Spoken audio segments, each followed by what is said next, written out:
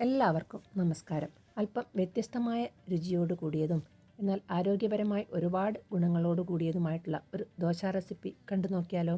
അതിനായി 1 കപ്പ് റാഗി അഥവാ മുത്താറിയിലേക്ക് 1/2 ഗ്ലാസ് ചെറുപയർ, 1/2 ഗ്ലാസ് നിലക്കടല, 2-3 ടേബിൾ സ്പൂൺ പച്ചരി, 2 ടേബിൾ സ്പൂണോളം ഉലുവ ഇവയെല്ലാം കൂടി ഒരുമിച്ച് ഇട്ട് നന്നായി കഴുകി വൃത്തിയാക്കിയതിന് ശേഷം ഒരു 3 മണിക്കൂർ നേരം കുതിർക്കാൻ വെക്കണം.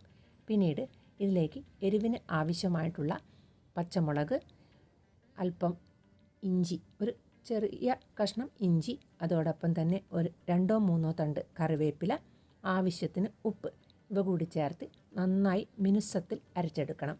ഈ മാവ് അരിദോശയുടെ മാവ് പുളിക്കാൻ വെക്കുന്നത് പോലെ തലേദിവസം അരച്ച് പിറ്റേ ദിവസം ഉണ്ടാക്കിയെടുക്കേണ്ട ആവശ്യമില്ല.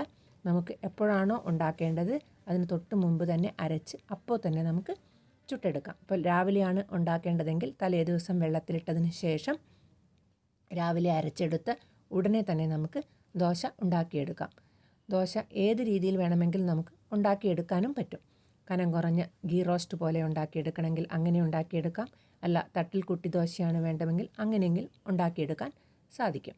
എല്ലാവരും ഒന്ന് ട്രൈ ചെയ്യണേ. എല്ലാ ദിവസവും ഒരു അരിദോശയൊക്കെ കഴിച്ച് നമുക്ക് അല്പം വ്യത്യസ്തമായ രുചിയിലൊരു ദോശ കഴിക്കണമെന്ന് തോന്നുകയാണെങ്കിൽ വളരെ എളുപ്പത്തിൽ ഉണ്ടാക്കിയെടുക്കാൻ പറ്റും. അതുപോലെ തന്നെ അരച്ചെടുത്ത് ഉടനെ തന്നെ ഉണ്ടാക്കാവുന്നതുകൊണ്ട് പെട്ടെന്ന് ഉണ്ടാക്കിയെടുക്കാനും സാധിക്കും. ഇതിൻ്റെ കൂടെ തക്കാളി ചട്നിയും തേങ്ങാ ചട്നിയും ഒക്കെ നല്ലൊരു കോമ്പിനേഷനാണ്. ഈ വിഭവം ഇഷ്ടപ്പെടുകയാണെങ്കിൽ ചാനൽ ലൈക്കും സബ്സ്ക്രൈബും ചെയ്യാൻ മറക്കല്ലേ.